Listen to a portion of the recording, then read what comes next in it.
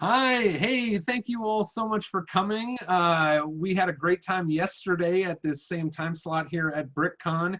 Let's see, Mel and Corey were here, Tyler was here, Flynn and Richard were here. And today I'm back. Jesse is here. How you doing, Jesse? Doing great. I'm Aloha. I'm so glad to see you. Yes, it's been so long. And Mel, you're back. Welcome back. Thank you. Yes, indeed, indeed. And Jesse, where you been? We're going to have Corey is going to be back with us in just a little bit here, and I think Flynn is going to stop by, and we may have some other surprise LEGO Masters guests join us during these 2 hours. We'll answer a lot of questions. You can all ask away. We're happy to talk about our experience. There are a few things that we'll have to tell you we're not allowed to talk about. You know, things that Fox or the production company might want to, you know, keep. What do you say? The magic, keep the magic alive for future contestants and for future audiences. But so we're gonna start off before we dive into questions from the live viewers. I thought it would be fun if we each shared a funny or fun story that we remember from our time at LEGO Masters. You got one, Mel? Yeah, I do. So I think we was like we was probably about a good like 4 to 5 weeks in, and you know, usually on the weekends our weekends are free. So like it was almost like going to a 9 to 5, so our weekends were free. So I decided to go to the theme park, the local theme park with these guys, right? You know those tall guys with the long beards, you know. And so I decided I was gonna follow them, right? Now I normally don't get on no roller coaster ride, but today was just the day. And so we got on just about every roller, and it started off nice. So they treat you real nice. I'm gonna tell you, they treat you real nice. You know, we did the little easy ride, which was we got on the Millennium Falcon. We did the Galaxy's Edge, and that was awesome. You know, and that was just the work up to what was coming, right? So we going on, you know, you did a little, you know, the Pirates by the Caribbean, you know, and we did that, you know, we did that, you know, that was nice, little boat ride and everything like that. We even did Indiana Jones, that was pretty cool. So then you say, hey, you want to do Guardians of the Galaxy? Yeah, sure, why not? We're here, right? Yeah. Oh, it's just a little drop ride. Yeah, oh, yeah, I could do a drop ride. Drop ride, what's a drop ride? Oh, yeah, you about to find out, right? So we get on it. It's like an elevator shaft, right? It's like a basement and an elevator shaft. So you get down there and they buckle you up, and the guy, he says his little safety spiel and he leaves and the door's shut, right? And the lights go out. And that thing went up from 0 to 100 all the way up, and it just almost, I felt my heart drop down to my stomach. And then the doors open up, you know, you see the little raccoon, and then they close the doors and they drop you. And they open the doors, they close the doors, they send you all the way up, they drop you, they send you all the way up, they open the doors, you're looking out over the park, you see everything in the park, and they close the doors and they drop you again. I got out that chair so fast, and I ain't never get on another ride ever since. You know, it was the best and worst experience of my life. I remember you making noises like we'd get to the top, and that moment when you just leave your seat and the only thing between you and the sky is like one seatbelt, right? And you're like, I don't remember what noises you made, but it was like I know I broke Kathy's arm, man. Kathy was hanging out with us, man. I know I broke Kathy's arm because I had her arm all wrapped up. I ain't even gonna lie, man. I chickened out big time, man. Flynn, thank you so much for coming back. Hey, how's it going? Good. We decided to start today with a funny story from our experience on LEGO Masters, and Mel stole mine because I was going to tell that story about him. Okay. Hi, Jesse. Hi, Flynn. How are you? I'm great. You don't have to go. Jesse could go. I know you're going to be with us for a limited time today, right? Yeah, I do. Okay, so I have so while we were filming, you know, oh God, what's his name? You know, the guy, the host. Will Arnett. Will Arnett, yeah, that guy. Yeah, that guy. So he would come around and talk to us, and you know, he So I'm standing there working on something. He comes around, and Richard is like, "Look, I don't want to, like be that guy, but would you please just say I'm Batman in the Batman voice for me?" And he was like, "Yeah, well, I'm not really supposed to do that on camera, but he's like, come down here," and the two of them like crouch down behind, like under the table, like one like across the across the corner of the table. And I'm just up there working, and I just hear from underneath the table, I just hear, "I'm Batman," and then lots of laughing, and then they stood up. That was a fun one. That was a fun moment. What do you think, Jesse? You got one? Well, there was a lot of laughter when Will was around, that's for sure. So, of course, when we're on set, we have some fun, but so it's competition. But then we go back to the the little trailer break room where we can all chill and we goof around and everybody was chatting. So like I said, a lot of laughing back there and things going on, and and of course Christian was always goofing off too, and sometimes talking smack and doing his thing. Well, one time he fell asleep laying on the floor. So, he was sound asleep. So, we thought, what can we do? So we decided just to see how many Jingo we could stack on his forehead. And it got way after. You remember that? Yeah. Kind of payback for him and all his goofing around. But we were just always doing fun stuff like that. And it just made the whole experience just magical. Getting to know everyone. It's just like an instant family got created back there in that little trailer. I could not believe that he slept through that. Right? I know. Well, okay, so I do have another one, and we kind of touched on it yesterday, but I didn't really tell the stories. We weren't telling funny stories. Okay, so, and I've talked about this before, so I'm assuming it's okay. But so Jason Bateman showed up on the set with his daughter one day, and it wasn't like to be on screen. Oh yeah, there's the Jenga. Thank you, Mel.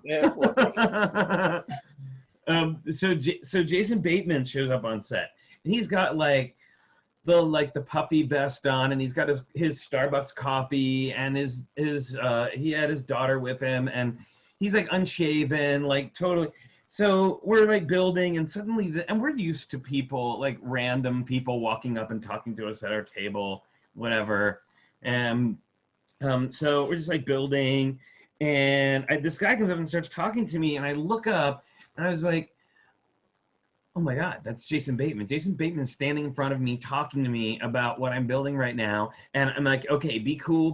Like, he probably doesn't want, he doesn't want me to fanboy out over him. I'm not going to freak out. It's okay. And we finish having our conversation, and Boone and Mark are on the table next to us. And like we finish talking, and then I go back to work, and then all of a sudden I hear Boone, "Oh my God!" like really, really loud. And I was like, "Well, I guess his cover is blown now."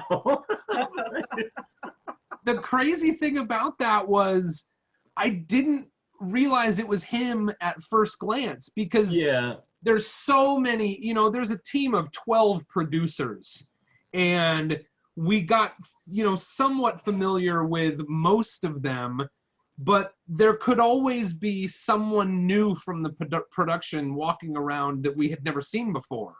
And so there were always people walking around. They were always like, they were always very interested. They were making sure that things were going well. And I just thought that Jason Bateman was another one of these people that was just there. He's just, and, So I even like looked up at him, and I kind of said, and he's like, "Hey, how you doing?" And I was like, "Good." And then it was a total double take, and I was like, "What?" And I kind of like, as soon as I realized who he was, I kind of screamed a little bit, but he was really chill. He was cool, and we were all, he was interested. He stood there and kind of asked us, what we were doing, and he would kind of talk to us about our process and our strategy that was on the bridge. And Mark and I had really kind of established what we were trying to do structurally, but we were just at that point feverishly laying bricks just to get to the height, right? And but he seemed genuinely interested. Yeah, he was. And sure. I think we could tell that he was not like a scheduled. Oh, is that the? We can't see His you. face, did his face look like this? Did it look like this? Wait a minute, hold on, let me scroll over. See, everybody's having a good time. Everybody's having a good time. Boone's having a good time. You know, Kathy's having a good time. You know, Mark having a good time. Even my friend Puma having a good time. Not me. You see my face? No, you can't because my eyes are closed. I'm not having a good time. Oh yeah. Anyway, I think you ended up going home early from Yeah, we went out. from Disneyland that day, right? Yeah, we were there early though. We were there like that was Yeah. like a 6 a.m. wake up. Like Yeah. we got there early. We were there early, and I was exhausted. I'm old, man. Well, when Jason Bateman was there, I just remember we had such a great interaction with him, and I love that guy so much. Just I think he's hilarious. Just the the stuff I've seen him in, and it was a little bit disappointing to realize that we could kind of tell that he was not a planned guest appearance. Right. They said they hadn't mic'd him up when he came in. He just basically came in as a buddy of Will, kind of visiting work the way a buddy would visit his friend's work, and and I think he was there so that his daughter could look around, and a number of producers did that. Producers and people on the show would have friends come, because it was a pretty limited experience for a kid who is into Lego to get to visit that space. Mm-hmm. Right, especially because it was it was assembled in the 2 weeks before we got there, and it was being disassembled immediately after the finale finished taping. So I think they probably tore half of the set down that night. Wow. After Amy and Tyler were crowned. What do you think, Allie? Are you doing the questions? Yeah. I am. Awesome. We have it's hopping on the questions. Good. If you Thanks, could everyone. create one Lego piece that does not exist, what would it look like, and what would you make with it? You could create one Lego piece that does not exist. Oh. Wow. Okay, think about that I for a just second. thought of one the other day, but yeah, let's Okay. think about it. Think about it. But who was your favorite special guest on the show? Without My hurting favorite- other people's feelings. My favorite special guest was Terry Crews. He was so hilarious, and he seemed, he's such an overwhelming presence, yet he came across very humble. He was telling us over and over again, like, I caught his ear in the brick pit one time, and I said, oh my gosh, I love what you do. I just think you're incredible, and I love you on Brooklyn Nine-Nine and all the other things, yada yada. And he said, no, man. He's like, I look up to you guys so much. What you all are doing with Lego. He's like, I love Lego, but there's no way I could do what y'all are doing. So he really came across as like sort of I was fanning him, and then he was kind of geeking out on like how cool it was what we were doing there. So I really, and the whole bit that we did where he called me he was pretending to be my child so that I would like it. Do you remember that whole thing? It was so weird. And it was hilarious. And I think it was like he was trying to get me to like not think about my family under the pressure of the game or something like that. But then he was giving me a hard time for like, how could you forget your family? But he like made it about him. It was so weird. I would say I have two. So one was Nicole Byer, who was hilarious, and I had so much fun chatting with her. But then I had like a totally embarrassing and hilarious moment with Mayim Bialik. Like her and Will were standing around, and they were like right under the stairs where a bunch of pieces were that I was like shopping for pieces. So Will like introduces me to her, and I say hello, and I'm feeling nervous. And again, I'm like, be cool, man, be cool. And like we go to end the exchange, and I go for like the handshake, but then like she goes for the hug, and then kind of like then I go for the hug, and then she goes for the handshake. It was really weird. And Will was like, well, that was really awkward. And I was just like, please don't let that make it to air. Please don't let that make it air. It was so embarrassing. But in the end, I got a hug from Maya and Bialik, so that was good. Sure.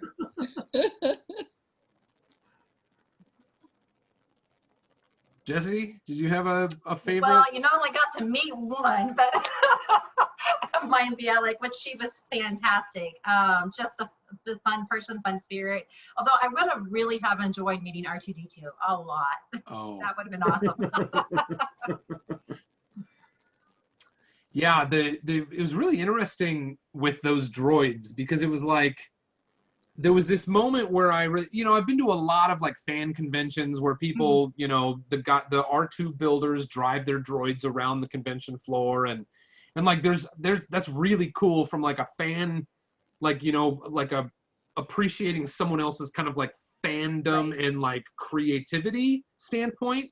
But it's not like oh my gosh, that's R2D2, and I do think that like C-3PO, I don't know if I've ever seen a really excellent C-3PO costume in person, like a really spot on one. And so it was cool to see that. But then I had this realization that like when the show airs, this is like the R2D2 and the C-3PO, like from a, to kids watching Lego Masters, C-3PO and R2D2 and BB-8 have come out of the Star Wars universe and into the Lego Masters universe, and they will accept that for like reality, and that kind of hit me while C-3PO was standing there. Yeah, anyway, it kind of blew me away, but It was amazing. Yeah. And the guy who played C-3PO, his name is Chris. I think it's Chris. I'm gonna get it wrong. I think it's Chris Giddens or Chris Giddens. Bartlett, I think. Bartlett, that's it. Is it Christopher? Chris Bartlett? Chris Bartlett, yeah. And he is like the, in everything you've ever seen where C-3PO wasn't Anthony Daniels, it was Chris Bartlett. So if C-3PO shows up at Star Wars Celebration, or C-3PO shows up on the Oscars, or stuff like that, and I believe that he will probably be C-3PO in future, because he has credits on Mandalorian, right? I think he's in the Mandalorian. He's the guy that has kind of like the gas mask face, that kind of insect looking guy. Yeah. And he did a really spot on job as C-3PO, and he actually got that job. He got that job years ago as being sort of like the backup C-3PO, just because he was like the person who made the best C-3PO cosplay. Like his C-3PO he was just a fan, but he has the right body type, and he's done a lot of practice on the voice as well. But anyway, Mel, did you have a favorite guest star? I'd say like C-3PO and the Star Wars. I think that was probably the best, even though I wasn't around, I'm a little bit mad. I wasn't around to see that, but I think that that would have been great to see. Awesome. A lot of people want to know, what is your favorite Lego theme?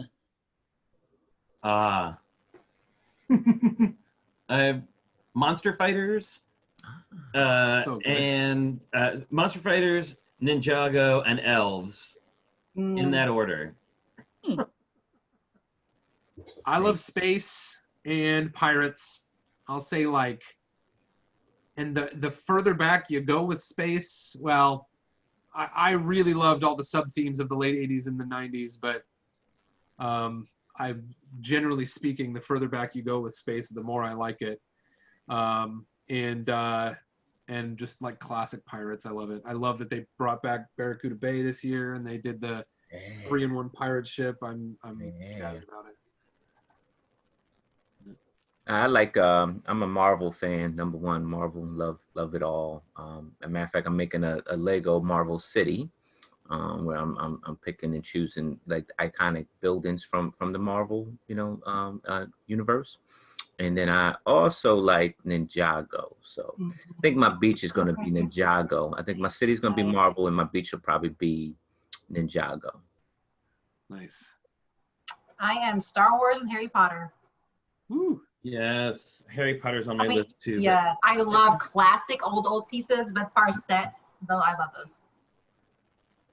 I'm putting together the big micro Hogwarts castle right now. Oh, how fun! It is an astounding build. Nice. It is so full of detail, and the architecture is lovely. It's just a really, really, really cool build all around. Nice. I've made I'm not going to get that one. I wish I had it because Justin Ramsden designed it, and I love him as a designer. But I've made decision? I've kind of taken the first steps toward going to try to get all of the modular ones. Yes. That, are sort of more minifig scale, the modular, just the sets that come out. But for the last couple of years, they've been releasing like a different part of Hogwarts. And I just got my first one, and it's in the mail right now. And I'm starting with one of the ones that's not brand new, so that I can hope to get them before they retire. Yeah. Very expensive. And I'm gonna try to clear off this whole table back here and do something with it. Maybe we'll see. I might regret it, 3 years from now when they're on like the 12th one and they're just still. But my daughters love the Harry Potter stuff too, so I'm also maybe I should build that table inside, and it can sort of be for me and them. But because they will get to the 12th one. They'll get to like Hagrid's Hut's tool shed polybag. Yeah, the broom closet under the Quidditch. Yeah. I thought of a piece. Someone asked that question earlier. Yes. Did everyone get to say their favorite theme? I would love this. This piece has been around for almost as long as I can remember. I don't know if it came out in the late 80s or the early 90s, but it's sort of the studs with the like the skid plate is use this on the bottom of boats and the bottom of spaceships and weird places where you need to stick some things together, but you can't have anti-studs under there. I kind of wish that the inverted version of this existed, so that like it would be the same footprint as a 2x2 round tile, but it would have just a little curvature to it. And I don't know why I thought of that the other day. I think I had some use case for it a couple of days ago that I thought was compelling, but I thought of that one. The other one that I would really like to have is, if we're talking about tiles, there's the 1x1 tile with a quarter round, and then you can put the 2x2 macaroni tile up against that. Yeah. And then the 4x4 macaroni tile sits out from there, but with a gap in the middle. So there needs to be a 3x3 macaroni tile. Oh, there you go. So that we could have four pieces that fit together perfectly without that gap in the middle.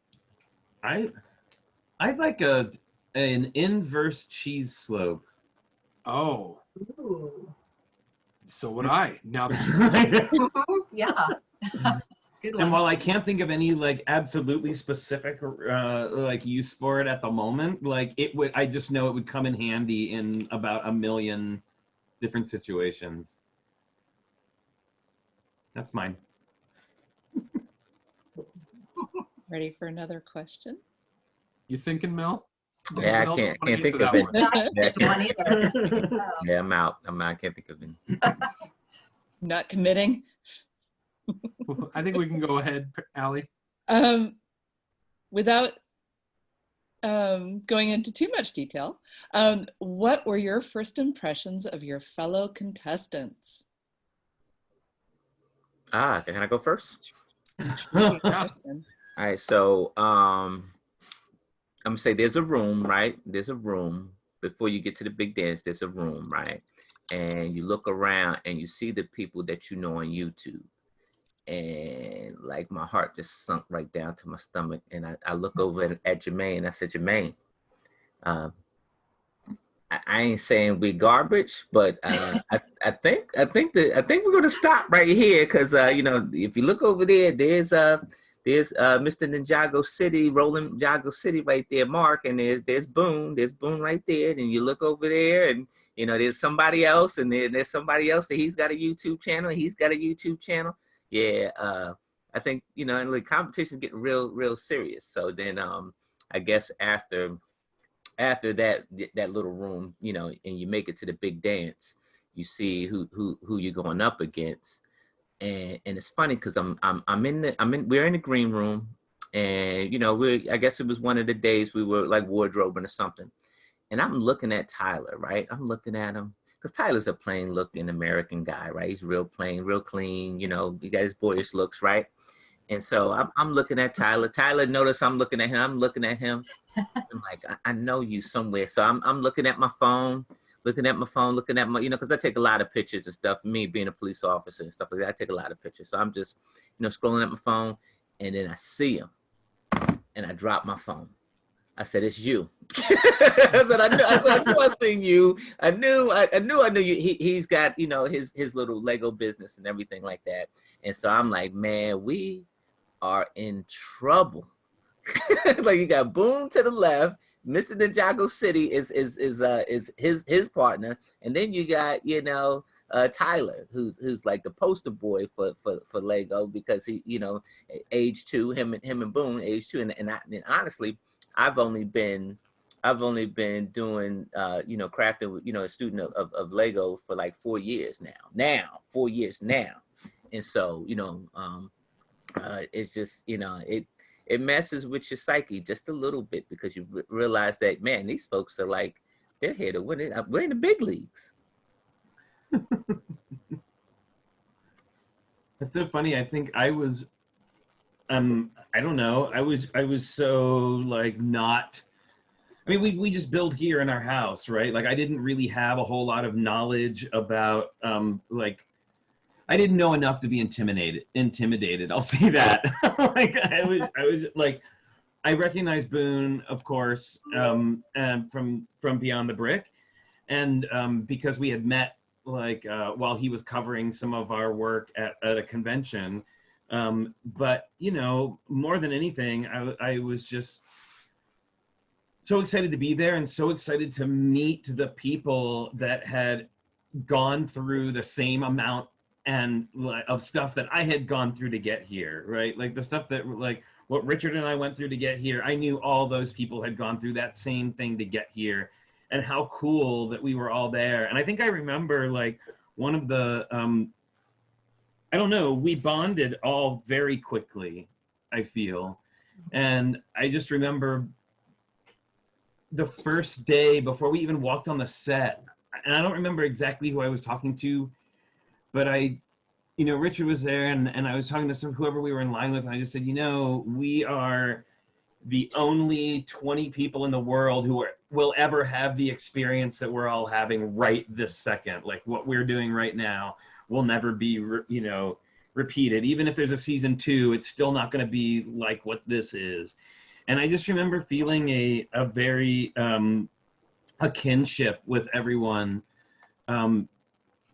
really quickly, because you do, you know, when you know, like, we're not really allowed to talk about the audition process, but it was quite, you know, stressful and thorough. Yeah. And when you go through something like that and you have a shared experience, even though you didn't all do that one particular thing together, it still bonds you. And so my first impressions were just of how cool it was that we were all there, and how great that we had already gone this far together, and we're going to continue on that path. Mm-hmm. Yeah, I remember that first. Well, I remember I think what you're talking about before the big dance, Mel, is like what happened exactly a year ago. Is that what you're talking about? Yeah, Oh, There's yeah. there was this phase of the process that happened 1 year ago to this very day. I think the fourth last year was a Friday or a Saturday, the 4th of October. Yep. And we were all in the same place, and a bunch of people, how do I say this? I'll say a bunch of people who were trying to get as far as we did were also with us on this weekend last year. And I think 2/3 of those people did not make it to the screen or the room that has all the cameras in it. And then that was about a month or maybe 3 weeks from now that we actually started taping a year ago. But I remember sort of a similar feeling to Mel. There was like a couple of people I recognized, and from the internet. And then when we got to taping, and there was 20 of us, so now we're down to the 10 teams that are doing the show, and there weren't really a lot of people that I recognized, and what happened was I began to understand that I had seen these people's creations. I just didn't know what faces went with those creations, right? Yeah. So started finding out that, Tyler had Twitch on Lego Ideas, and I was like, oh, I remember Twitch on Lego Ideas, and no, I'm sorry, Stitch, not Twitch, Stitch, Lilo and Stitch. I was gonna let that slide, but Yeah, my brain knew something was wrong with that. I was like, it can't be, that little creature from the Disney movie can't be called the same thing as the streaming platform, Stitch. I was like, oh, I know his stuff. And then I started looking at like, oh yeah, everything on Build Better Bricks is Tyler's design. And then heard from Aaron like, oh, Aaron, yeah, okay, not everything on Build Better Bricks is Tyler's design, but everything on Build Better Bricks that isn't Tyler's design is Aaron's design. And I was like, oh, geez. And then people would be like, oh, you designed that fire engine from the Bricklink Gayfield design program? And I was like, yeah, that was me. And they were like, we had no idea you built stuff. And I was like, yeah, well. And then how far were we in? I think we were halfway into the show that I was having dinner with Flynn and Richard. And we were close friends by this point. And they started talking about Treasure of the Snake Queen. And I was like, that was your build? And my brain exploded because I remember having seen Treasure of the Snake Queen on YouTube, like a year before. And we had met at Bricks by the Bay, but it was the year after you showed Snake Queen. Yep. So I hadn't put it together that it was you guys. And then I started seeing the things that Mel had built. And I was like, oh yeah, Mel built that. And then the things that Jermaine had built, I was like, oh yeah, I've seen all of those Transformers. And yeah, it was really interesting to kind of start to piece together who was who. And there really was, I'll tell you what, I would say that Mark and myself, we did not have any confidence in how far we could go on the competition until maybe like the 4th or 5th challenge. We were like, okay, we actually are starting to believe we could, go a long way here. But I feel like to that point, everybody, well, Aaron Christian had the golden brick from day one, but otherwise, I don't know. I feel like there was they didn't want you to feel like you knew anything about what was coming or how good, you know what I mean? Did y'all feel that way? Did y'all feel like you were just constantly on your toes? Yeah, they kind of kept everybody like on even grounds, and I think like even like certain challenges played the strength to certain teams, and so everybody got a shot to stay in the front, or be in the front, I should say, be in the front. So everybody, so I think that the challenges kind of played to everybody's talent. Yeah, and the other side of that coin is some challenges were very challenging for some teams. Yeah. And some teams might have, you know, some teams might have departed the competition before they got a chance to really get to a challenge that they could have shined in, you know, but Yeah. yeah. Okay, cool. Jesse, did you get to say what you wanted about that? Well, I was just in awe. I mean, the whole experience was just put me in awe. And I remember once we got there and got started on the first episode and looking around, and I remember thinking, some of these people, they look familiar. I'm like, I'm sure they're on YouTube. And I'm just like, then we started building. I'm like, I feel out of my league here. But, you know, it was just such an amazing experience. And then you started seeing people's, you know, their own personal style and characteristics come through their builds, and, you know, what makes them unique and individual. And then as it keeps going, and I kept watching, it's like, you know, everybody has such amazing talent in their own way. I mean, they all were just super incredible. And then especially after you get there, you start doing it, and then you think back to a year ago where we were. I remember thinking, oh, I bet they're gonna make it, or you know, I bet they're. And then to see them, you know, you guys there, and it's just mind blowing. And I was even more grateful after seeing what everybody was doing that I even had that opportunity. It's just, I'm still to this day, I'm in awe that, you know, I got to be there, and I'm so grateful.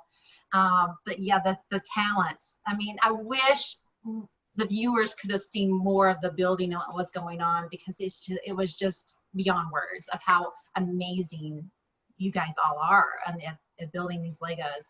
And so I realized, you know, that I didn't feel like I'm really up there with you guys, but I had so much fun, and I love to build. And I think that's what's important for every Lego person, you know, people who love to build with Lego and do their thing.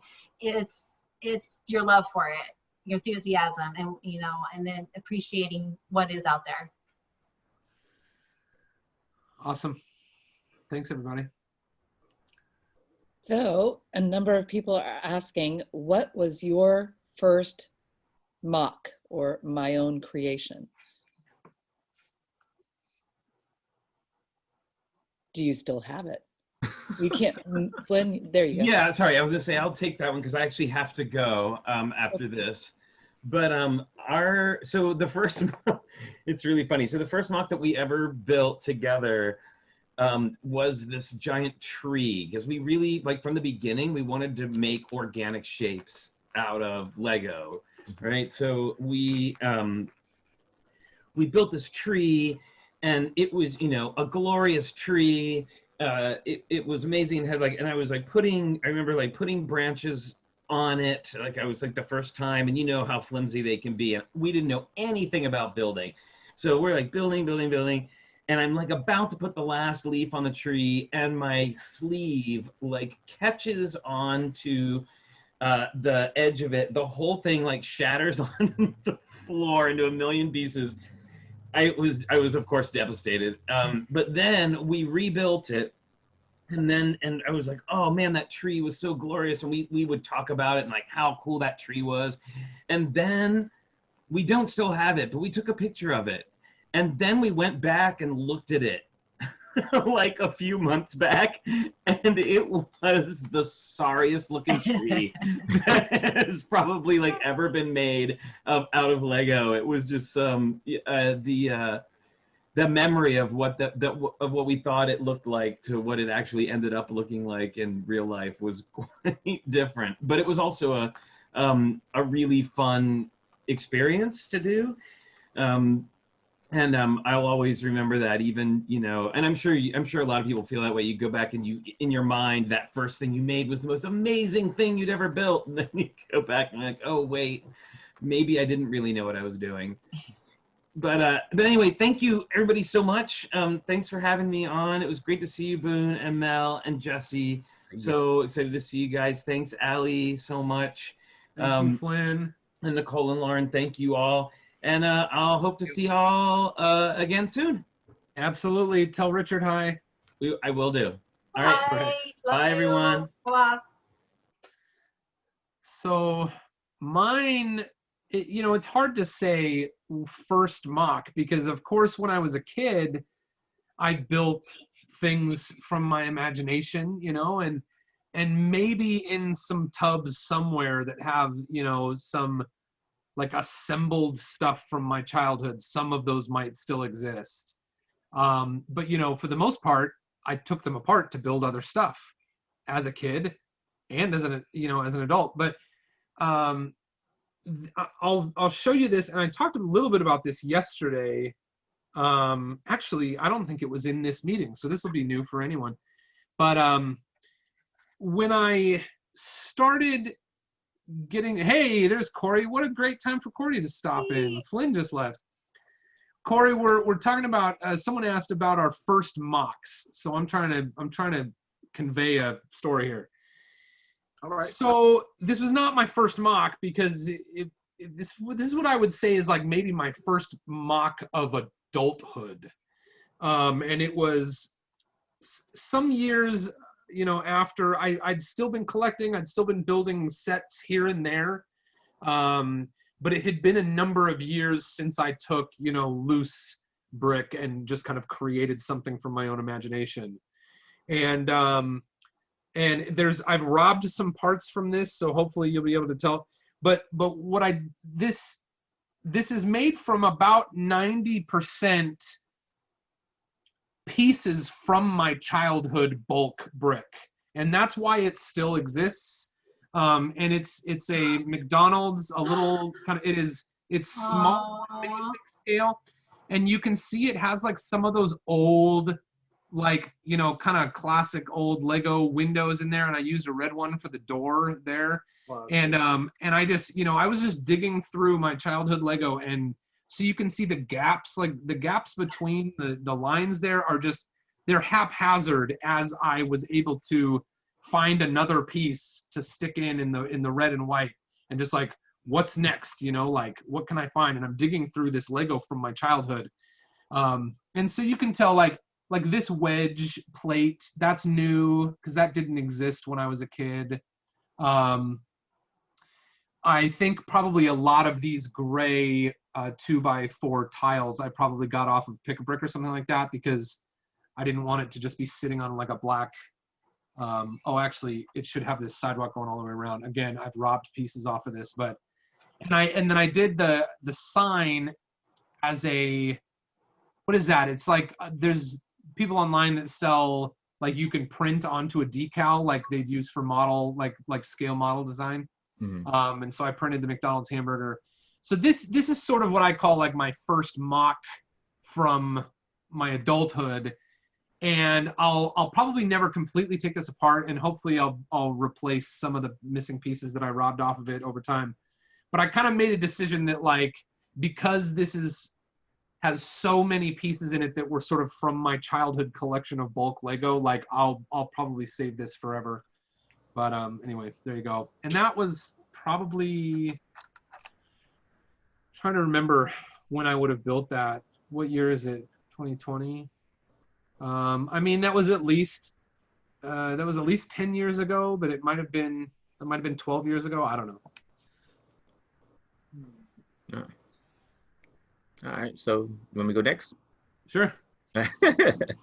So like I said, I've been building about 4 years, and so what started me was that my grandson, and we went to go see the Batman movie, and he wanted the Speedwagon, and so we put that together, and so I already had a Instagram channel, and so and so I usually just take pictures of what I'm doing. And so when I went to take pictures of what I'm doing, then all of a sudden, all the Lego, community pictures start popping up. And you start looking, and you start getting the bug and stuff like that. And so I said, all right, well, maybe I can create something.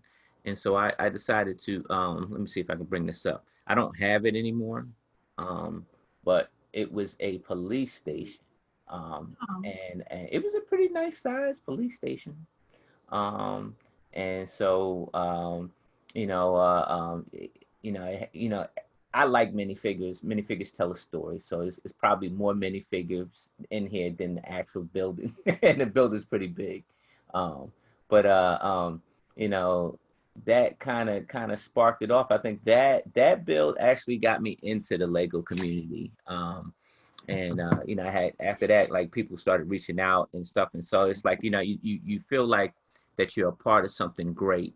And I think that's inclusion is a great feeling, and Corey knows what I'm talking about. So inclusion, being a part of a club, being part of a family, you know, that feels good, you know, and that build helped me break inside the Lego community. Awesome. Well, I like Boone, you know, when I was real young, I did like a little spaceship because I just was fascinated with outer space. And of course, now it would, you know, be funny just to even look at it. Of course, I don't still have it. But then probably my first mock may have been about 20 years ago. My boys have always been big into Lego. And so back on the mainland, we had a construction business where we built homes, mostly on the lake. And so I decided I was going to design my own little home designed by me. So that was like one of my first mocks was I built a little home on the lake, built more big closets, you know, the whole women thing there that I enjoyed. So that was my first mock. I wish I still had it. I don't even have a picture of it anymore, but now I wish I would have kept that photo of my first mock of a home designed by me. That's awesome. That's actually what Mark was doing when I met him. He was digging through the bulk bins at Bricks and Minifigs, and he was building sort of like a dream house. Aw, that's Yeah. great. Awesome. So well, some of my first mocks was when I was a kid as well. Me and my brother building stuff. I do have one of my first mocks as an adult. So when I started getting back into Lego, the set that really got me back in was the Lego Speed Champion set. So I was into cars growing up. I'm still into cars. So what I did was, and Boone, you would appreciate this. I have on matching pants today. So I'm on shorts. So yeah, you didn't know we were going to ask you to walk around your studio yesterday and pick stuff up. yeah, it caught me off guard. So what I have is this race car mock that I did. Basically, I just took a whole bunch of like random pieces that I had, and I just started just putting it together, trying to make it look like a roadster, speedster with the wide, what do you call it? The wheels and the flares, ultra big spoiler, the hood scoop. So this was like my first ever mock, no instruction build, and I was just really proud of what I was able to do with the pieces that I had. So that just kind of gave me more inspiration to say, okay, well, I can build anything now. You know, if I can build something as complicated as a car, then I can build like structures. I could build anything if I put my mind to it. Up to now, my greatest mock, in my opinion, is my Infinity Gauntlet that I built. That's like my greatest mock. Like that's the one that really put me out there in a way. So Awesome. Ready to go? Yeah. So what is it like building with unlimited Lego? We don't know what it feels like. Does it make a big difference, or should we not be envious? Or is it stressful to have that much choice? It's like, for me, it was a kid in a candy store. Just being able to be told I can take anything I want and not have to worry about price. So it's a great feeling, but at the same time, it's overwhelming, because the fact that you have so many options, and you might have your idea of what you want to build, and you realize there's a whole nother bin of stuff that you haven't even considered. So now you want to consider experimenting, and then it takes you away from your original idea, and then you're starting something new, and then the time is ticking away. By the time you look at the time, you're like, oh my gosh, I've already have 2 things that are unfinished instead of having 1 thing that's finished. So that was like the hardest part of the show. Yeah, and you know, I think you could say that there were theoretically an unlimited number of elements there, but the process of keeping the drawers stocked was not necessarily always immediate. So sometimes we would run into issues where if one team had taken all of, you know, something, that was in the bin. It might take some time before the unlimited supply of that became available to us again. Sometimes it was very, very quick. Sometimes they were so fast that we didn't even notice anything was running out. But other times, under certain circumstances, particularly with certain parts, it was that could be a challenge. And sort of like what Corey said is, if you had a plan that depended on a certain part and you had in your mind, like, okay, I know where that is in the brick pit. I'm kind of making this plan in my head. I'm going to run over there and get that stuff. I'm going to run over there and get that stuff. And then this is how I'm going to build this thing I'm imagining. Well, if you got over there and a piece, there was none left of a piece that was fairly important to the design that you had in your head for that, you didn't really have time to wait around for it. So typically I would sort of default to like, okay, what else can I do? Like, how do I change the idea so that I can run over here and get this other thing? And they might resupply this, in a half hour or something like that, but I don't want to wait a half hour for my idea to get headed in the right direction. So that, yeah, I mean, if I had the brick pit, if I had the Lego Masters brick pit to myself for all my mock building, and there was no clock running and no teams to compete against, it would be wonderful. But I wouldn't want to maintain it because they had like a team of elves. They had a team of elves that would appear each night to Need somebody else to sort it. magically, sort and stock the drawers. I felt bad because like the amount of Lego that would be on the floor when we left, and then like even if we were to leave the studio for like maybe an hour or so, come back, that like it's completely spotless. So they had to like really clean up our mess, and we were just like unrelentless, like with the pieces that are all over. So. And if you love Lego, I mean, if you are a Lego builder, that was just one of the cool parts of the whole experience. It's almost like a little piece of Lego heaven, is to be able to have all those Legos, just hundreds of pieces, thousands everywhere that to your disposal.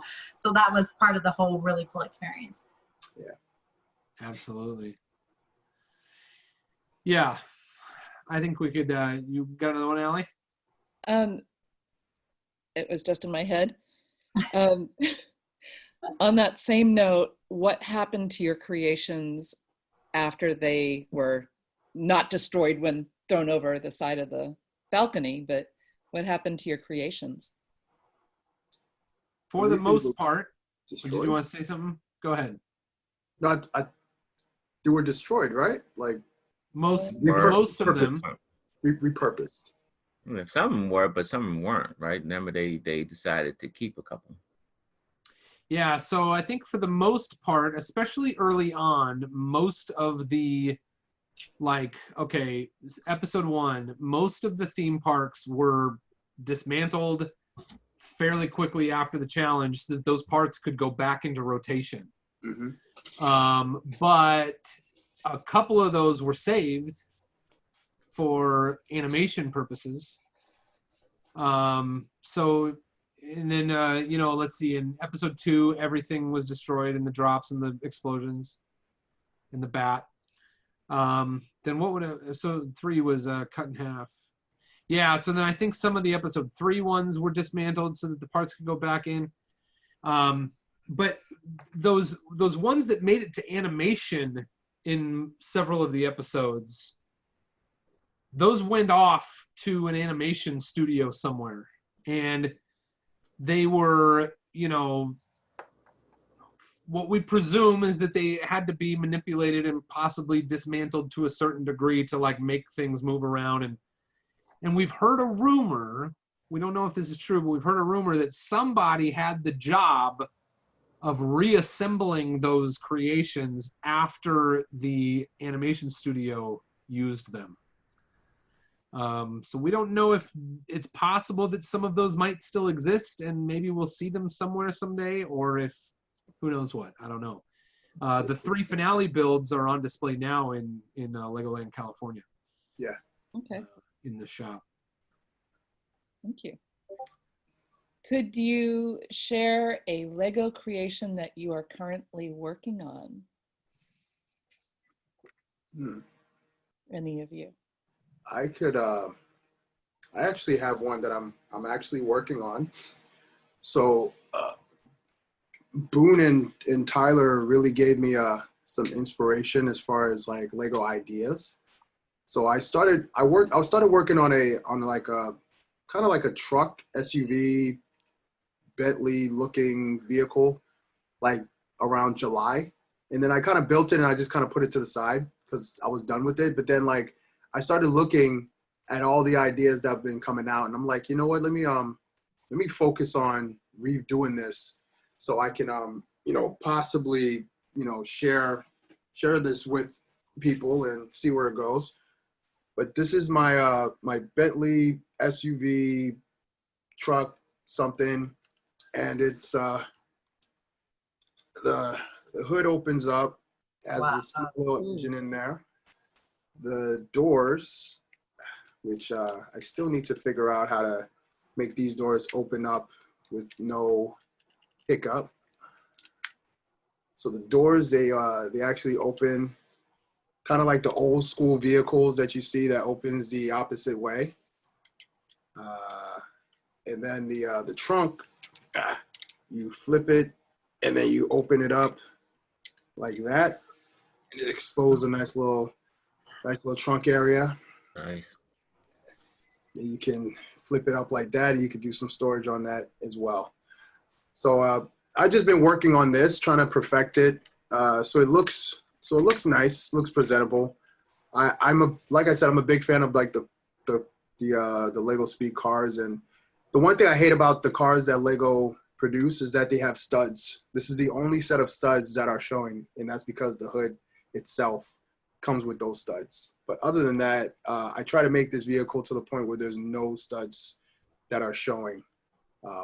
So that's what I'm working on right now. And once I have it perfected, and I'm building a platform for it so that it could actually rotate like slowly. So I'm working on that as well. So once I have all that together, then I'm hoping to post it and put it out there as an idea as well. So, and I also have a tailpipe that actually runs into the engine itself. That's good. Hey, So- Corey. Yep. Corey, you don't fall for the banana up the tailpipe, right? Remember number 28 hours? Remember Eddie Murphy, man? You remember that movie, man? Yeah. Beverly Hills Cops, man. That's classic. It was a good That's a movie. classic. Yeah. Where this I don't know if you see it, like, but this is a black Technic piece right here, the 90-degree Technic piece that is in the engine that comes Nice. all the way out. So I'm trying to make this as realistic as I can, and just like kind of, doing something like that. So, but I should put a banana in the tailpipe now that I'm thinking about it. Yeah, man.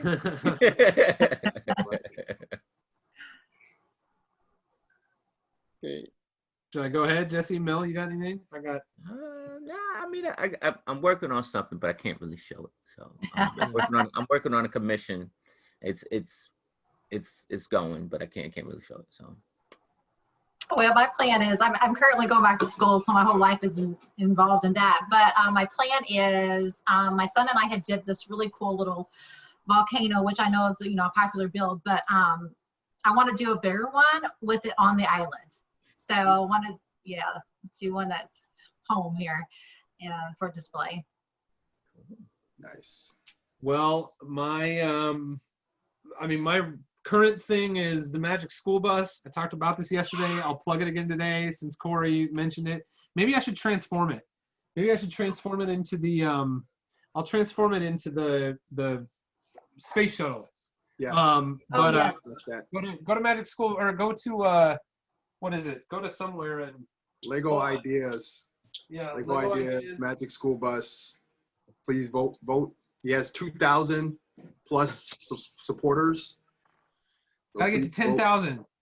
So vote. We have to get to 10,000, but so I gotta get to 10,000. But here, I had a lot of fun with this. This was the 2,000 supporter update. Turned the bus into a 4-wheeler, and this comes off, and these come off, And then I'll have to put the other wheels. I don't know where my regular wheels are. I'll have to find them. But all the other space shuttle stuff is right here. I guess it doesn't really need wheels when it's the space shuttle, but it's going to look weird if there's no wheels on the front. Then the space shuttle wings go on the side. I'm all flustered doing this, trying to do this. Here's on a the live question stream. for you, Boone. Yeah. While you're transforming, when you go to say, you know, I don't know, Lego does their magic thing and you get approved and they get ready to sell it, right? Yeah. How would they sell that? Would you sell that with all the attachments, or would you sell it like different versions of it? I would hope, you know, I don't know. They would make that decision. What my hope would be is that they would sell it with enough pieces to do a couple of these conversions. And well, I left the wheels somewhere, so it looks dumb without the front wheels. But hold on, let me see if I can find that.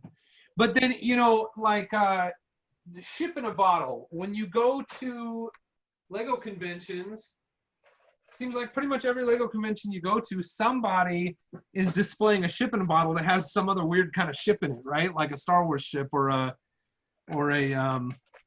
you know, the Doctor Who TARDIS or something. And so my hope would be that people who buy the set could build a couple of different things, you know, from what's included in the set, but that people would really like run with their imagination on, you know, the other styles that could be built. Because the Magic School Bus turns into something different in every episode of the Magic School Bus. And so, you know, I imagine my hope would be that the set, you could build a couple different things and that the people would just use their imagination for the rest. So anyway, so help me make this a reality. Magic School Bus on Lego Ideas. Thanks. Oh, Get on the other Magic thing. School Bus. Hey, Amy! Yes. Amy, thanks for coming. Can we get Amy in the... Yay! Mel. What's up, Amy? Boone, did you get the shoes? Did you get the Lego shoes? I may or may not have gotten the Lego shoes. Of course. That's what you're supposed to do. Did you guys not notice yesterday while Mel was talking about his shoes, I was just holding this FedEx box and I never said anything about it. I thought it was something else, man. I can't say what's in there. It's just a I FedEx just box.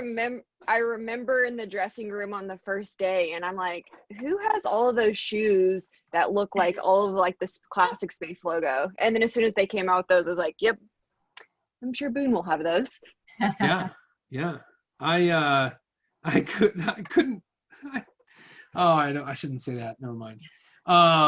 It was fun. It was fun to wear all my fun shoes on the show. I was pleased that they got to make a presence. And I got Corey. I kind of helped re-spark your interest in the sneakers, right? Yes, you did. For a long time, I stopped buying sneakers because I thought that I was an adult and I shouldn't be buying sneakers. And people would tell me I need to stop buying so many sneakers. So I stopped for a long time. And then same thing, Amy. I saw these fresh sneakers, these fresh kicks lined up, different colors. And I'm like, and I'm trying to look around like, who out of these guys are wearing these type of sneakers? But then I looked at the size of the feet and I was like, gotta be this guy right here. So when I finally went to it, I asked him and he was like, yeah, these are my sneakers. I was like, dude, that's it. I'm getting back into this. And then Lincoln came out. I think it's funny that your friends told you to grow up and stop buying sneakers, but not stop buying Lego. Yeah, those are good friends. Those are good friends. Well, to be honest, I didn't really share my obsession with Lego with them. So they kind of didn't know, but it's still their fault because as friends, they should know every aspect of my life. So you're Amy, we're talking about like things you're currently working on. Do you have any Lego creations, or you've got all kinds of stuff in the works all the time, right? Always. Actually, look, I made this little space logo from like all the dot stuff, like the classic space logo. You know what I'm talking about? From dots. Yeah, I use like the pieces like from the watermelon I don't know. It's pretty funny. I was like, oh, now I just gotta figure out how to like attach it for like the little emblem. Oh, that's I cool. forget what minifig it was from. It's the pink galactic. What series was that? You know It was what I'm talking about? one of the CMFs, right? The Yes, yeah. pink. Yeah. But then But there this was a is pink. the emblem. Yeah. No, not the Benny, not the one from like Lego Movie 2. Was the other No, one. but there was a pink sort of. It was one of the space collectible minifigures from, I don't know, I want to say like series 15 or 14 or something like that. And her uniform was white and pink, right? Yeah, Yeah, I have it, and she has like, it's like one of the lightsaber pieces is the end on like one of the blaster ones that it kind of looks like. It's around here somewhere. What is that? What is that behind you? The other way. Oh, I'm like, what the? Oh, it's from How to Train Your Dragon. I'm like trying to, Are you watching this? but so I'm telling you, man. it's 3D printed, I guess, like Boone knows. Oh. But yeah, it took like 4 days to print. Wow. But I mean, it's like it's pretty sweet. But Did you design that? no, Daryl Broken Nerd designed it. He designed some amazing helmets, like phenomenal. And they always print really well, because that's like one thing you can tell when people that design for 3D printing, because some people can design and just like when you print it, it just like falls apart. Huh. But yeah, I need to paint it still. So Oh, is it like, what kind of render are you going to be doing to it? like how am I gonna finish it? I think I want to finish it like the movie. Like, did you see How to Train Your Dragon? No. Oh, you haven't. It's a DreamWorks did it, so it's like animated. I know how it looks. Oh, okay. Like, as far as like I know the movie, I just never watched it. Oh yeah. I'm just like, I love his, like, the guy that designs these helmets, and like I support a lot of his stuff, so he releases it. I mean, he can design some of these helmets in like 8 hours, and they take 4 days to print, but they're really cool. Huh. I guess what else? I've been playing with like all the Lego dots bands, and figuring out like kind of like ways to connect them to Technic piece, you know, like stuff like that, with like just Technic pins and then securing in with a stud. If that kind of makes sense. Yeah, because So- you're gonna make like articles of clothing out of that, or Yeah, something that's like, there's just so many opportunities, and I mean, I like on the band is cool, but I mean, You know what there must be another way. that looks like? Like Doug Quailman.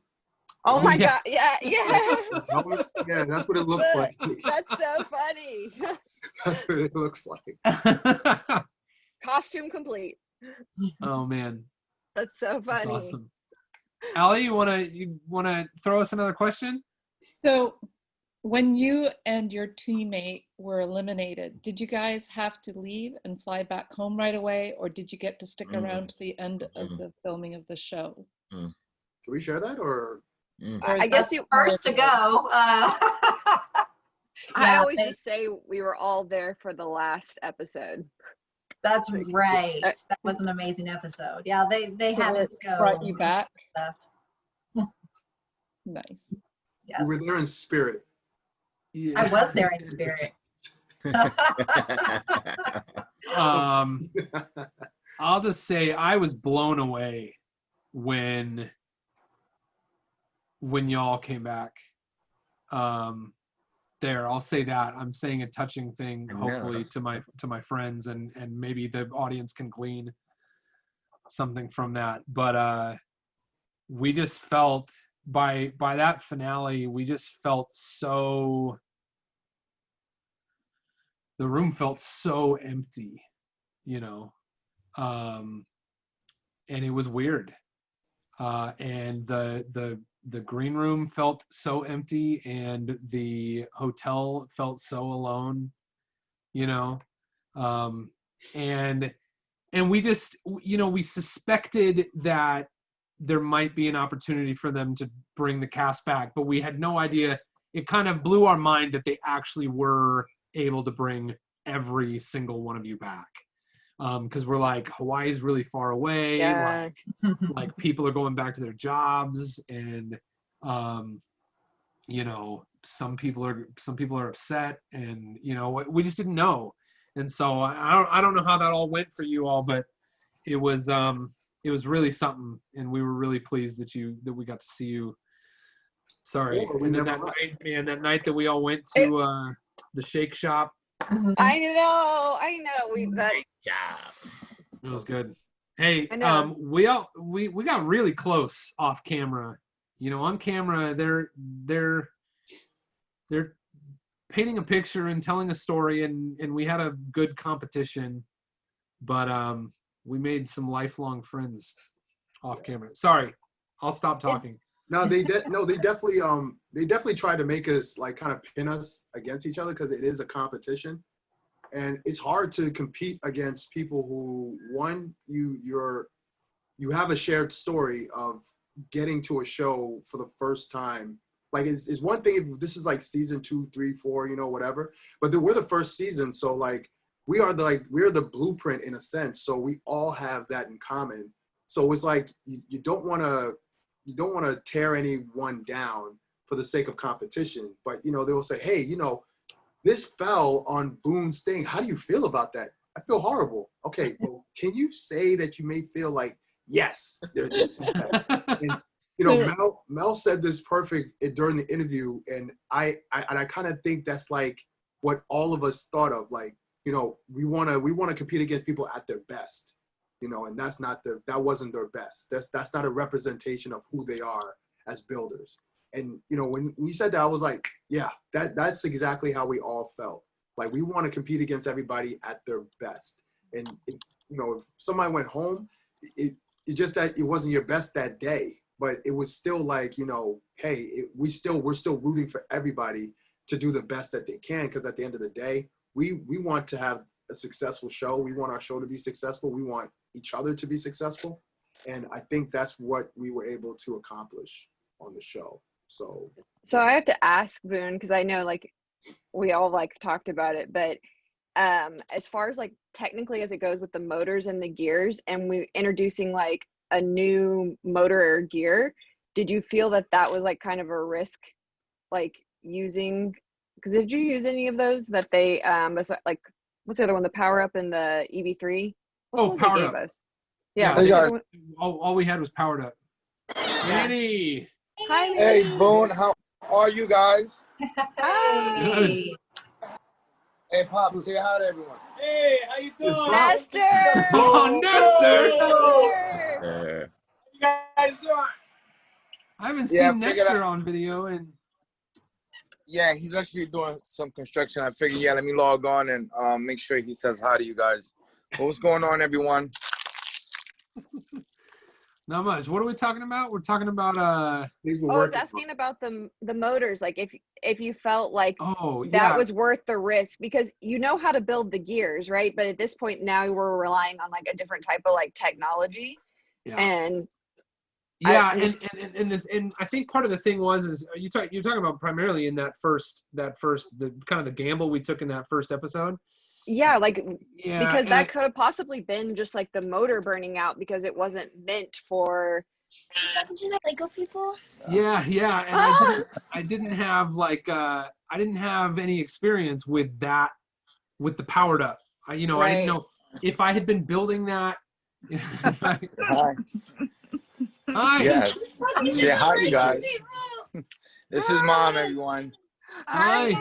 I'm eating some pizza in here in the middle of the work. Oh, good. Yeah, I just rained on their parade. They're doing construction. Sorry, you guys. That's fine. So none of us knew how powerful those Powered Up motors were, because Power Functions had like 3 different size motors, and you get the huge one, and it's slower, but it has more torque or whatever. And Power Functions, you can stack as many motors, as you want. So if you want to run 2 motors in tandem on the same channel, you can. But with Powered Up, you know, I wanted a sensor at the bottom and a motor at the top, and we only get 2 channels. So, yeah, it was an experiment, and it was a gamble. And in the end, I think one motor. You know, we did a very similar thing at Bricks Cascade. Yes. And I used 2 EV3 motors, but I used 2 motors doing the exact same function as the one motor. You know, so I don't know. And under any other circumstances, you would just take as much time as you need to test that and make sure it's going to work when it's time to display. In the case of Lego Masters, you don't have that luxury, right?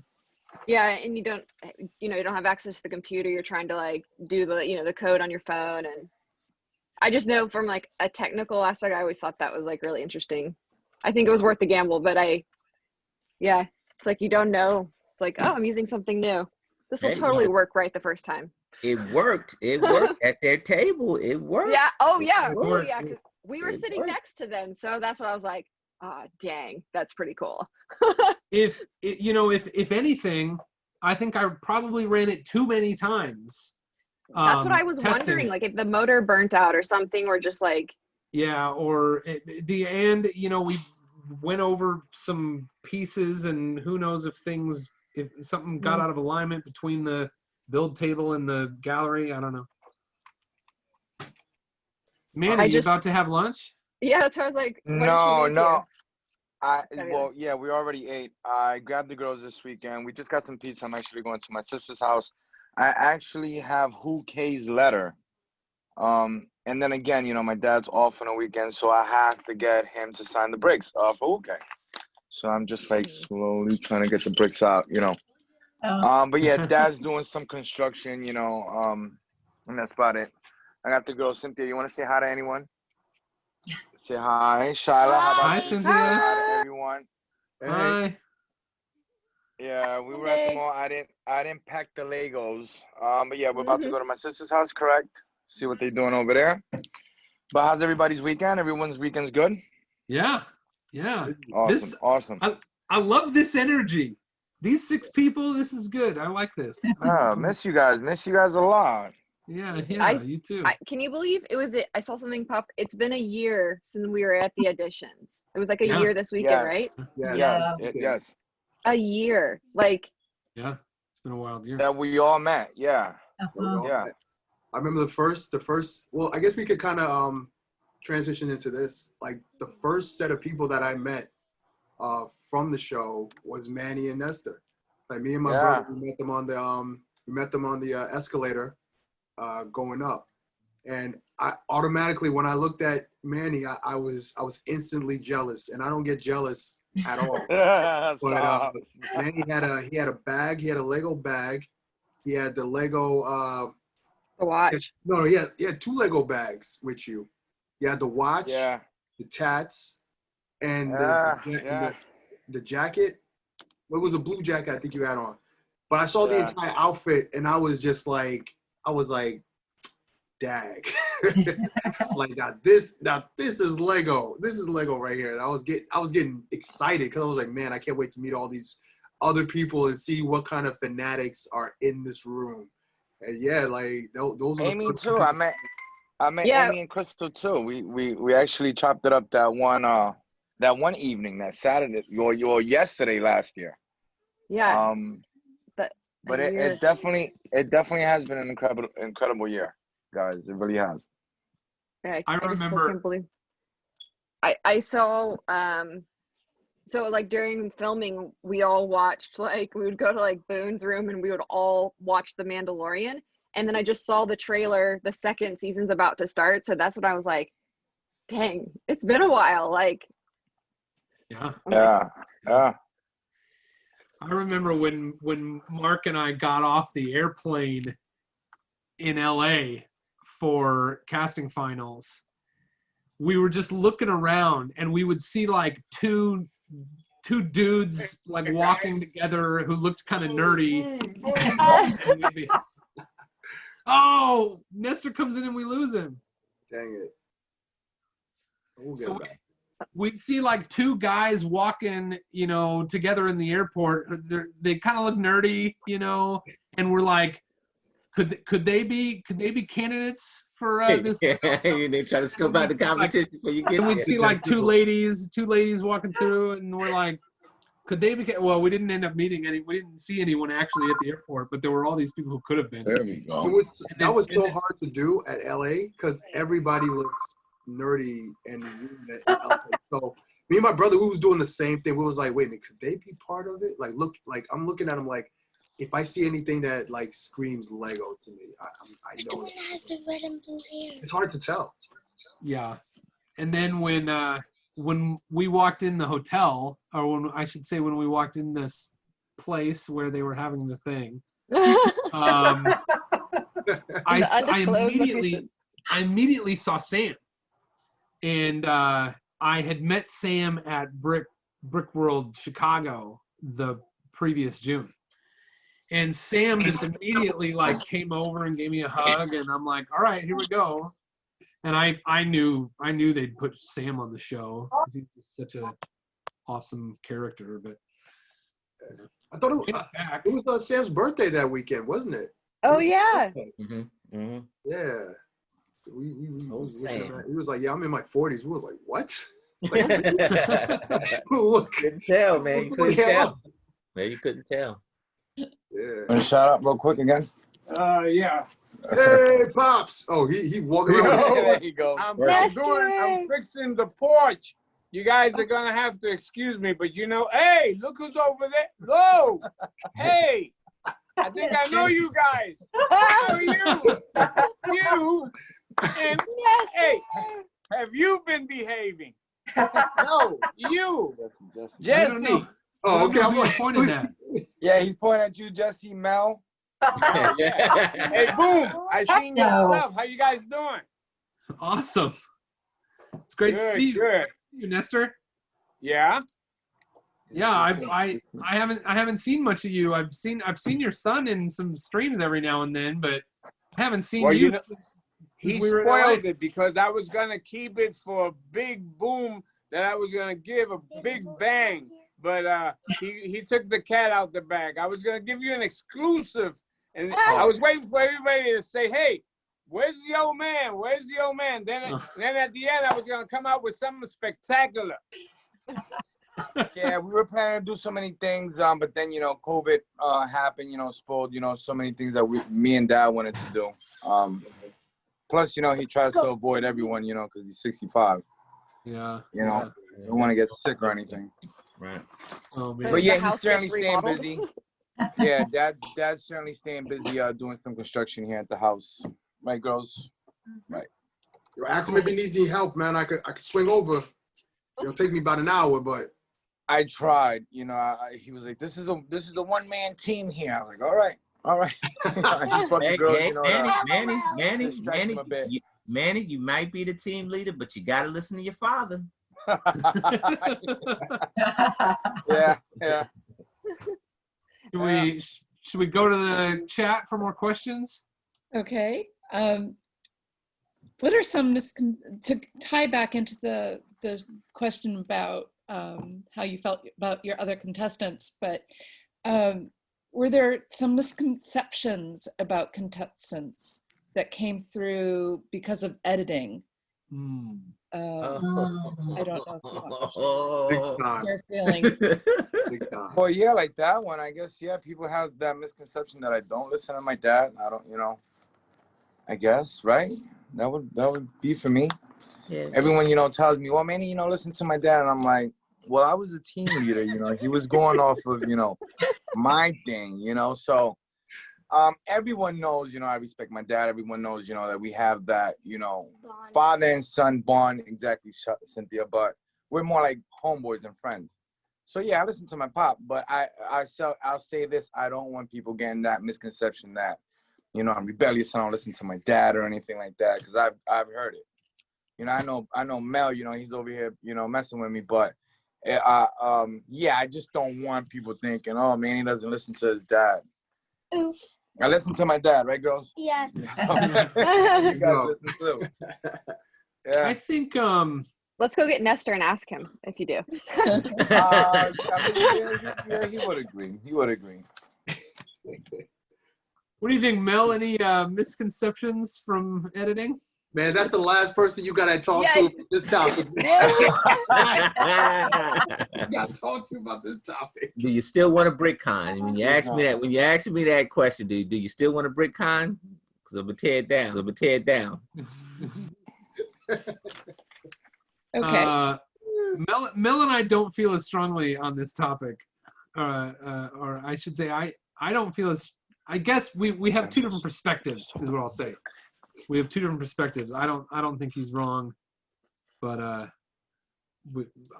different perspectives. I think Sam and I'll say I think Sam and Jessica's relationship was maybe Yeah, I agree. I think, capitalized on for the sake of drama. Yeah. I don't know that I would agree. I don't know that I would say over dramatized, but it's one of those things where what felt to them like a very tense moment in an 8-hour challenge, when it is focused on in 42 minutes of TV show, feels much more significant than it might actually be, in the grand scheme of things. So everything you saw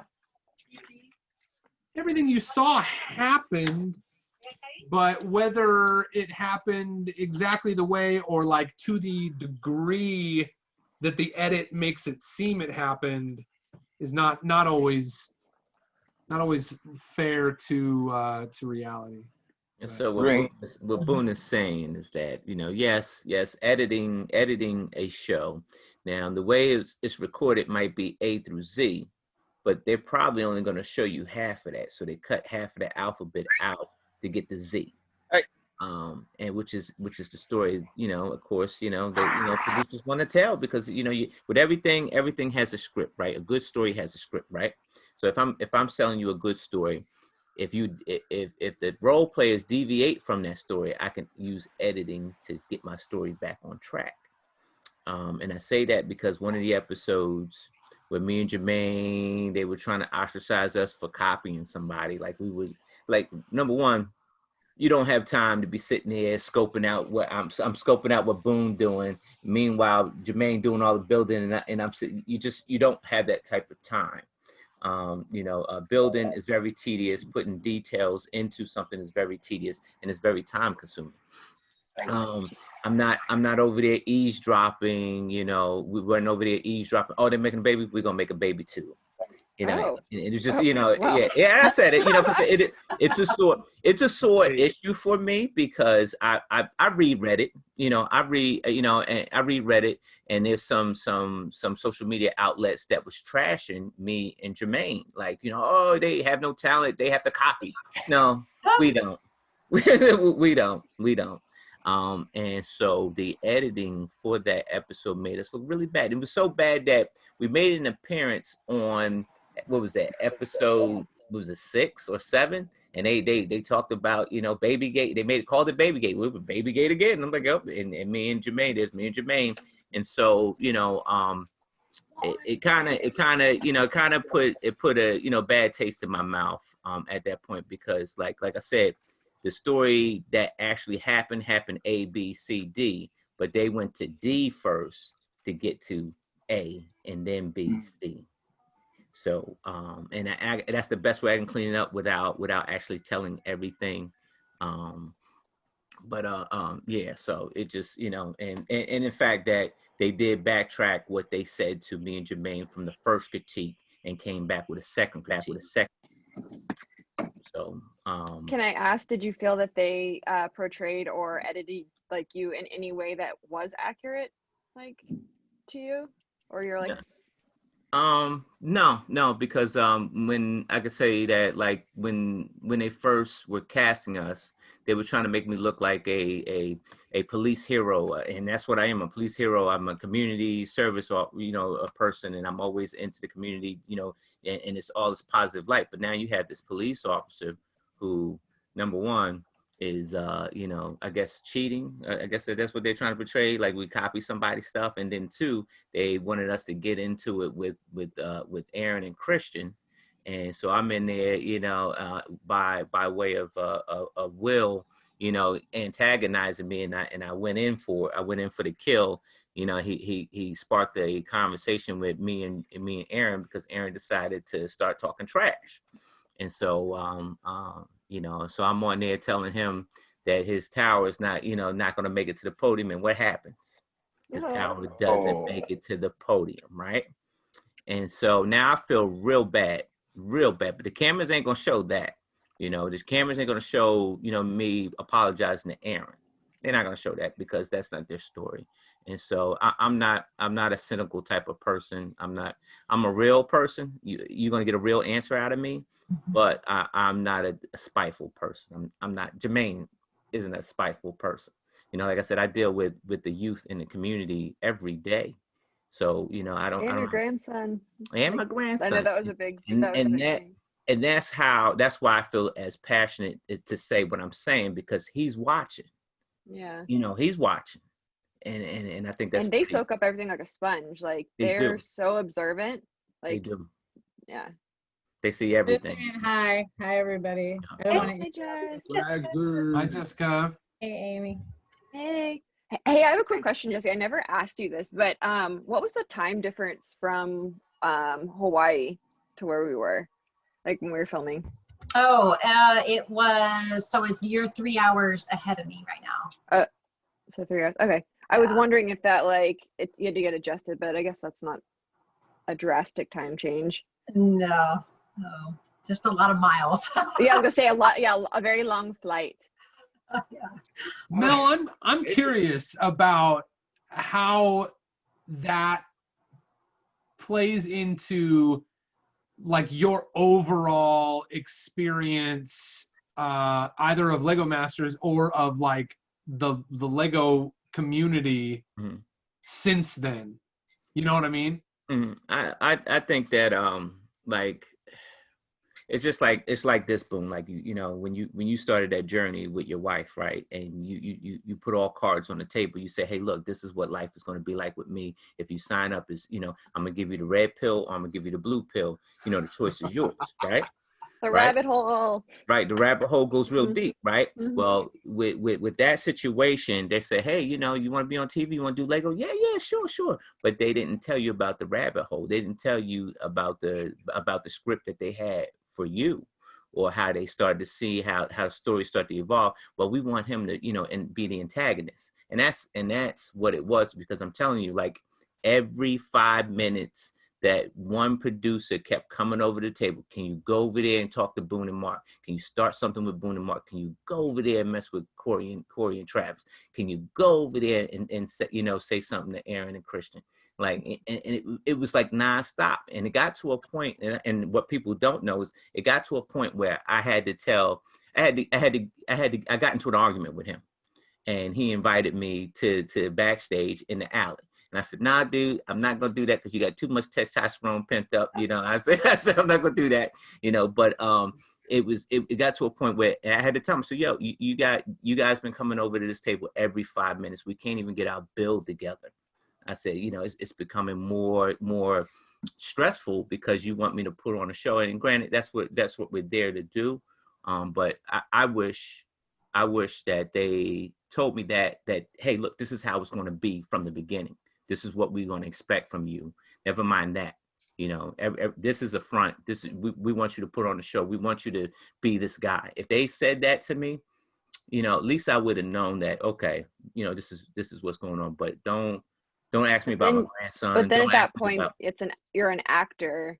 It's different because it's portraying you. But I think also, to your point too, you're totally right, because when we're building, like, they're not stopping the clock. And there were days that we didn't even get to like look at everyone else's builds. And I remember, like, you want to take the time and look at all the details, because when I was watching the show, I was like looking, I'm like, oh, I didn't even know they added that in there. We didn't always get to see the details of everyone else's builds. No, you didn't. At the end of the day, as much as we enjoyed building with Lego, you know, at the same time, we're Fox and Endershine, they're not a Lego production company. So they're in the business of entertainment. So we are here to entertain, but we're also here to compete in a sense. So that was the one thing that I kind of wish that Fox and Hendershot really took from the other Lego Master shows abroad, because they focused on the builds. They focused on the builders getting to the place where their builds were actually in the process of being complete. And I thought that was more because, same thing when the show came out, I was looking at all different type of chat boards and, just kind of reading the crowd and seeing what people were saying. And people were like, man, I don't want to watch this type of show if it's going to be filled with drama every single week.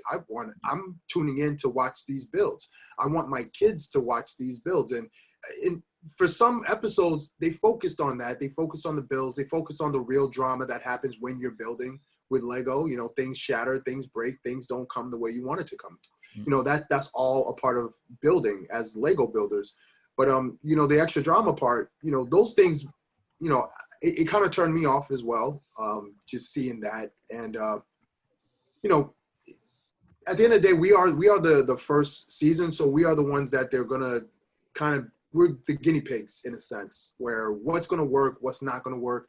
Maybe season 2 would have less, drama and more build focus. Who knows? Who knows where they go with the direction of the show. But, I just hope that because of these events that we're doing, it gives people a better idea of each of us as characters and who we are.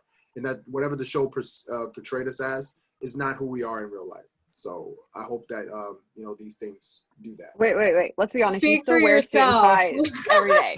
Yeah, I'm like, you Yeah, still speak dress for underneath yourself. that. Everyone had a different experience, because I know there's other people in the room too that don't feel that way. But if you feel that way, you're totally entitled to it. But I feel like I am that exactly what you see on TV. That's what you get. That's me. And I don't feel it's sad and it's crazy to hear that from other cast members, because I did not feel that way about my situation. I did not feel the producers ever told us to say or do anything on our team. So if that was happening to Mel, like, I'm sorry. And I believe that did happen, because, he would mention that during the show. That'd be like, oh yeah, say something to Aaron or something. But that was not the case for everybody. Everybody had a different experience and everyone's entitled to their opinion. But I feel the way I was portrayed on TV is 100% accurate of my personality. We weren't saying that everybody had the same experience though. Yeah, I just want to be clear on that, because I know everyone had a different experience. And I know, like, at these cons, people are saying things, but I like to point out that they're speaking to their own experience, because my experience was not what any of you guys went through. Everybody had a different experience. And I feel the portrayal of me on Lego Masters was 100% accurate. And I'm very defensive about it, because there was people accusing me, saying I was like fake crying. I did not fake cry in the show. I'm not an actress. My tears were very genuine towards the cast. I wanted to see everybody do their best work, because I'm an artist. I'm in a cutthroat profession. I know you're all creators, and I wanted to see you and everybody do their best. And I am a very empathetic person. I didn't want to cry at times. It just kind of happened. I didn't expect me to do those things, but that's why I always just make that clear, because there are things being said, there's things being said about everybody.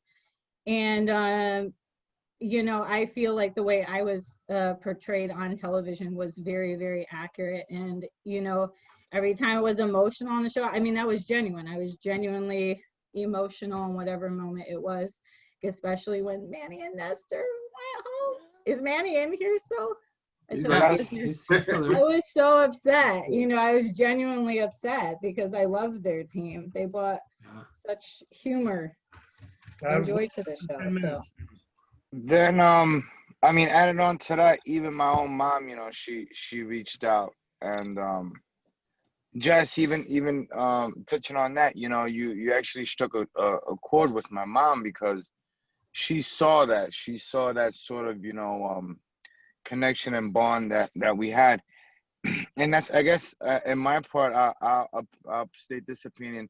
I guess, yes, you know, the show didn't show that family connection, you know, that we created, you know, that friendship bond outside of being, you know, yes, competitive, yes, you know, wham bam, you know, let's go for this 100K. But it would have been nicer, you know, if the show would have portrayed, you know, the wholesome connection that we created, you know, just outside the TV and the cameras and stuff. And it's like I have a greater appreciation for you guys. You know, you guys completed, you know, the show. We all made it to what it was. So you guys just made, you know, better memories and a better experience for me and my dad, you know. So I think yeah, it would have been sweeter if the show did, you know, depict that sort of, you know, thing, you know, that we have, you know. I think everyone should be proud of themselves, because I was like looking at the numbers. So they said 11,000 people applied for the first season. So that means right away, all of us in here have a 1% chance of getting selected.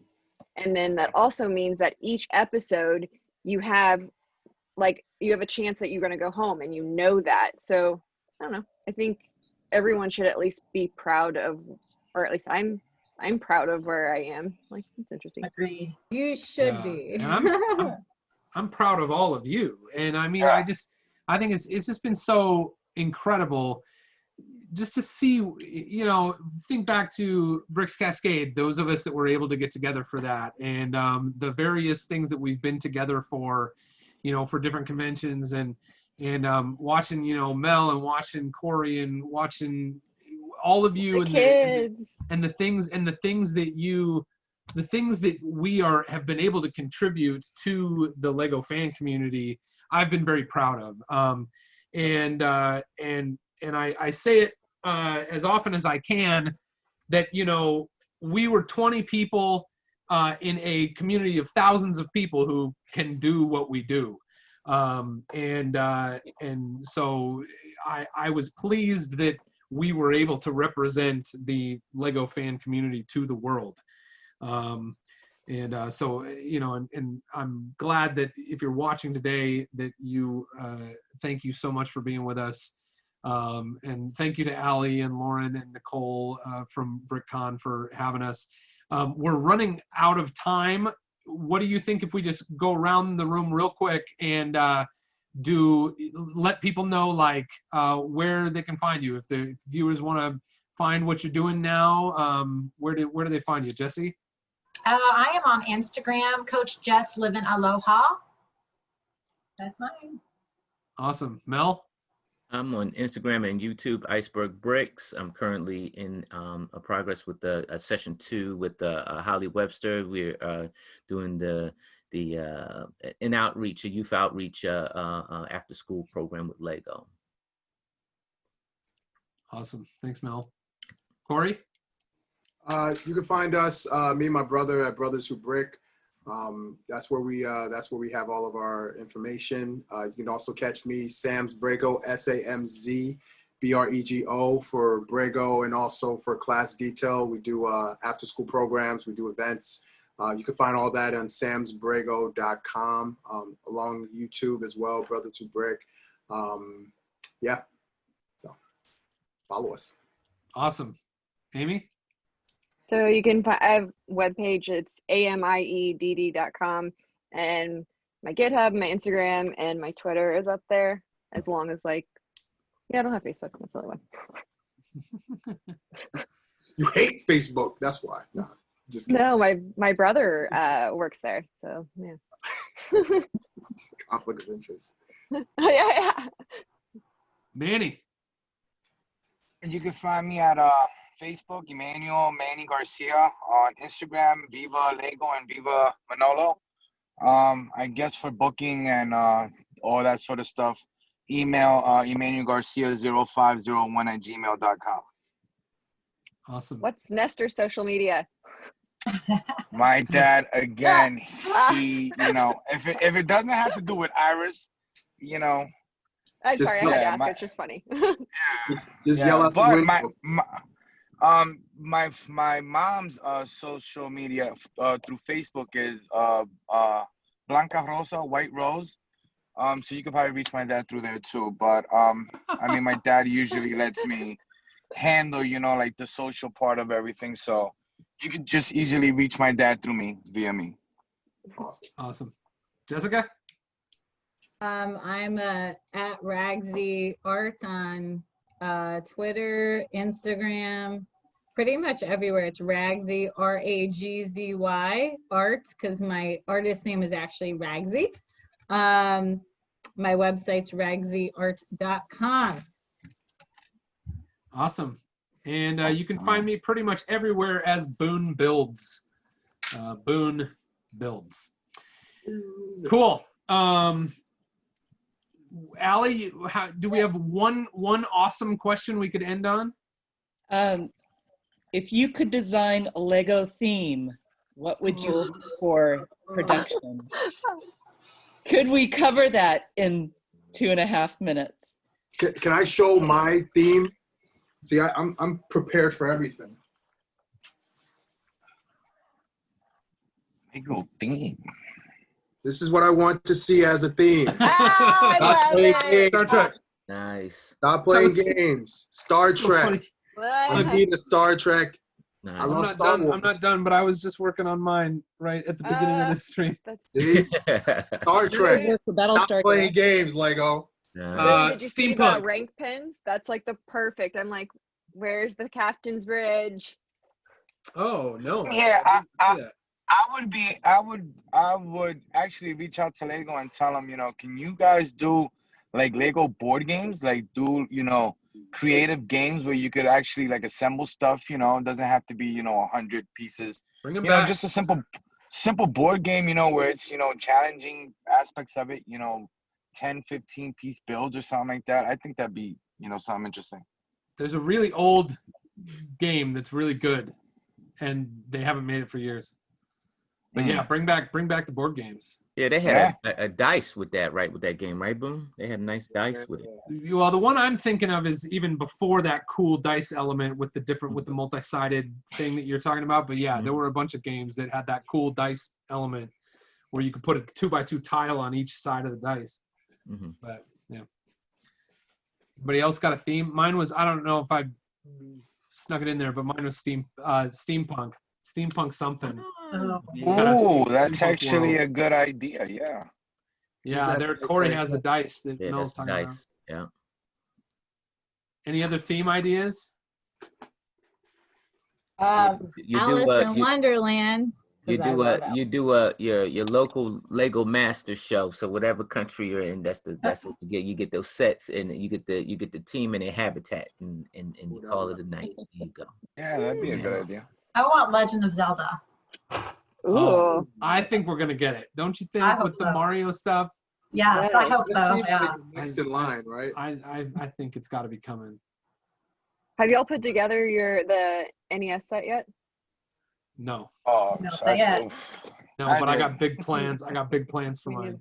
Oh yeah, I'm excited for what you're gonna do after you've dissected Mario over there. So.